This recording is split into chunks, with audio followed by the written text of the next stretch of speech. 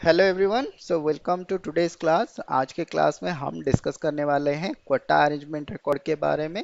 तो कोटा अरेंजमेंट होता क्या है और ये हमको क्यों चाहिए, इन सारे डिटेल्स के बारे में हम जानेंगे आज के वीडियो में। तो चलिए शुरू करते हैं।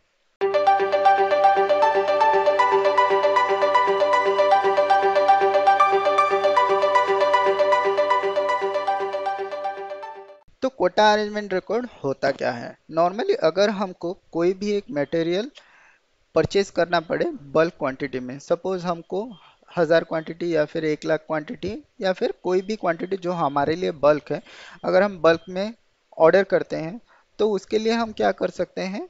हमारे पास सपोज 3-4 वेंडर है, हम उन सब में कुछ कुछ परसेंटेज के हिसाब से हम वहाँ पे एलोकेट कर सकते हैं कि सपोज हमारा जो ये वेंडर 1 नंबर वेंडर जो है उससे हमको 50% ऑफ मटेरियल चाहिए, बी वेंडर जो है उसको उससे हमको 20% ऑफ मटेरियल चाहिए, सी वेंडर जो है वहाँ से हमको 30% ऑफ मटेरियल चाहिए। तो हम ऐसे करके जो कोटा अरेंजमेंट करके कोटा दे सकते हैं।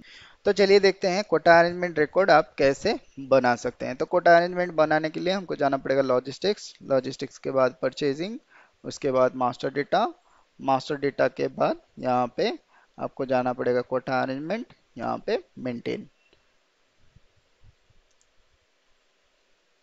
तो यहाँ पे सपोज हमको इस मटेरियल और इस प्लांट के लिए कोटा अरेंजमेंट बनाना है, यहाँ पे हम एंटर कर देते हैं।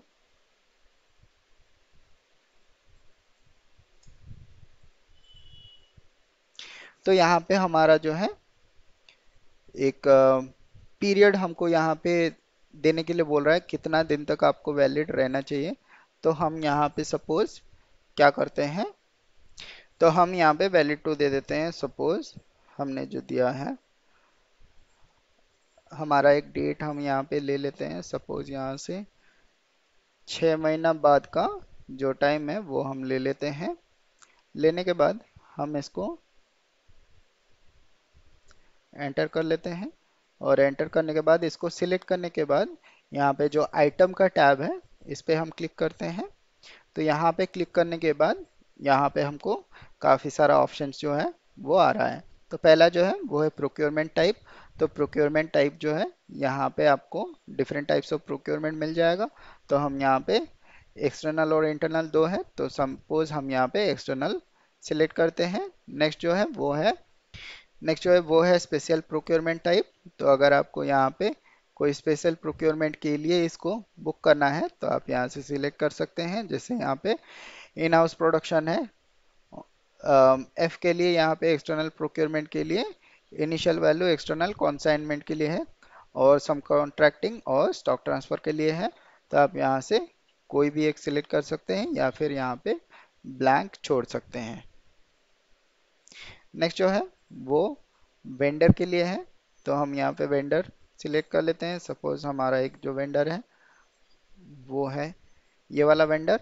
और यहाँ पे नेक्स्ट जो है यहाँ पे कोटा के लिए पूछ रहा है, तो यहाँ पे कोटा अगर आप 1 दे देंगे। और नेक्स्ट जो वेंडर है, सपोज हम यहाँ पे दूसरा वेंडर जो है एक सिलेक्ट कर लेते हैं।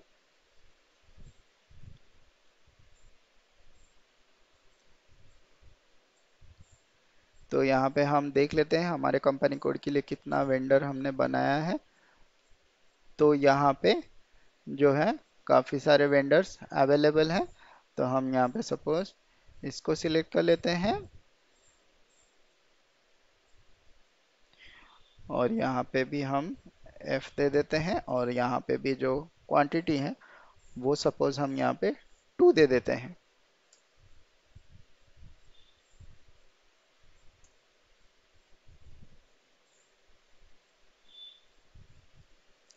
तो यहाँ पे जो हमको एरर दिखा रहा है, वेंडर जो पहला वाला वेंडर है वो हमारे लिए रेगुलर वेंडर है, तो इसके लिए हमको जो कोटा अरेंजमेंट के लिए यहाँ पे नहीं दिखा रहा है। तो अगर कोटा हम सबके लिए 1-1 करके देंगे तो इक्वली अगर हमारा 1000 का एक लॉट होगा तो सब में इक्वली डिस्ट्रीब्यूट होके वो दिखाएगा आपको इक्वली डिस्ट्रीब्यूट होने के लिए। तो यहाँ पे आपको दिखा रहा है जैसे हमने यहाँ पे कोटा 1 दिया है और यहाँ पे कोटा 2 दिया है।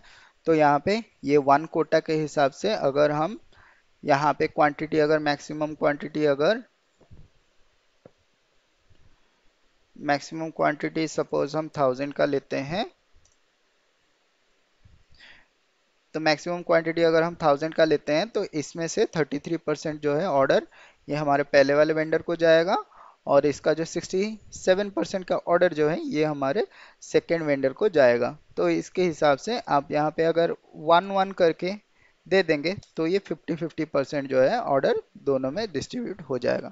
तो आपका काम है, आप ऐसे कोटा अरेंजमेंट रिकॉर्ड बनाइए, और कोटा अरेंजमेंट रिकॉर्ड बना के आप देखिए कि कैसे ये डिस्ट्रीब्यूट होता है।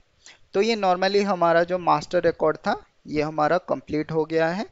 टिल कोटा अरेंजमेंट रिकॉर्ड हमने बना लिया है। तो लास्ट जो है हमारा सर्विस मास्टर रिकॉर्ड, वो हम जब सर्विस मास्टर बनाएंगे या फिर सर्विस प्रोक्योरमेंट का सर्विस पीओ बनाएंगे उस टाइम में हम देखेंगे कि सर्विस मास्टर रिकॉर्ड होता क्या है, हम कैसे उसको बना सकते हैं। तो यहाँ पे खत्म होता है कोटा मैनेजमेंट रिकॉर्ड, और मास्टर रिकॉर्ड का सारा जो डाटा है हमारा यहाँ पे खत्म होता है।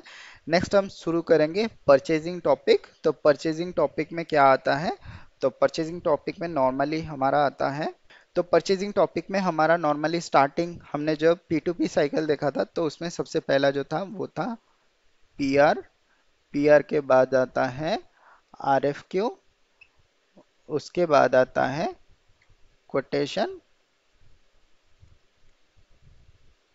उसके बाद आता है हमारा पीओ, परचेज ऑर्डर आता है। तो ये वाला हमारा जो परचेजिंग टॉपिक है हम 1 बाय 1 कवर करेंगे नेक्स्ट क्लास से। तो नेक्स्ट क्लास में हम डिस्कस करेंगे अबाउट पीआर। पीआर कैसे आप बना सकते हैं, पीआर का कॉन्फ़िगरेशन क्या रहता है, तो वो सारे बात जो है हम डिस्कस करेंगे अगले वीडियो में। तो मिलते हैं अगले क्लास में, तब तक के लिए बाय बाय, जय हिंद। पढ़ते रहें और सीखते रहें।